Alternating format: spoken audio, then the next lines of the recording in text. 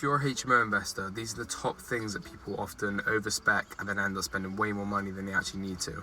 And these are the things that I've done with my HMO.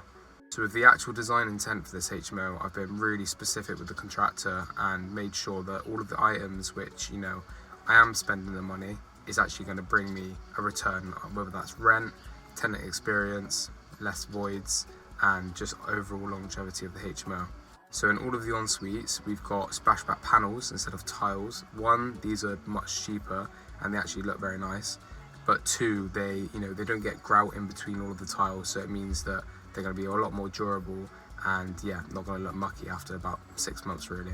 Flooring in the en-suites, I've gone with moisture resistant vinyl instead of LVT or sometimes oak flooring people do. Again, much more cost effective, and also it's going to be it's going to be a wet room, it's going to be a wet area. Moisture resistant vinyl is really durable. So downstairs I've gone with LVT flooring, again really nice finish, very good tenant experience, and I'll achieve those high-end rents I'm trying to do with the actual aesthetics of the property, whilst actually saving costs, instead of real oak wood flooring.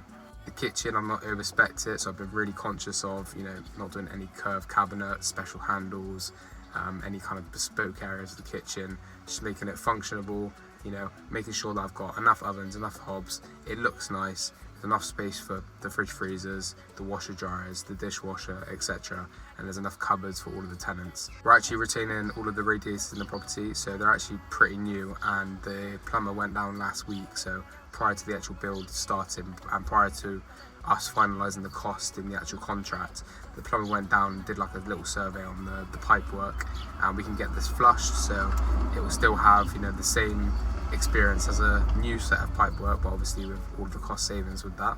A lot of investors, especially with an old property, will just assume that you need new pipe work, and you could end up spending a lot more money than you actually need to. This was a big cost saving when I was doing all the cost planning before.